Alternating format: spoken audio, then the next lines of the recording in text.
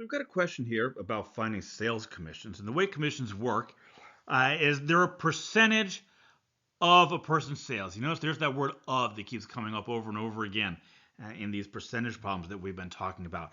And of, when we get into the math part here, is going to translate to multiplication. So what we're going to do is we're going to take the commission percentage as a decimal, multiply that by the sales, and we'll get how much the employee is owed. But there is a little extra twist here. The person gets an 8% commission on all sales over the first $1,000. That's the first $1,000 doesn't count. They don't get paid on that amount. So the amount that they're going to be paid on is 15,250 minus 1,000.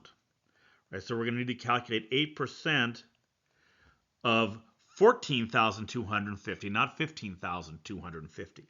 Right, so if we do that, 14,250 times 0.08, the decimal version of 8%, this comes out to $1,140. That would be their commission for this quarter. So if you found this video helpful, please don't forget to click on the like button down below. And if you'd like to see the full context, the top link here will take you to the corresponding lecture on percentages.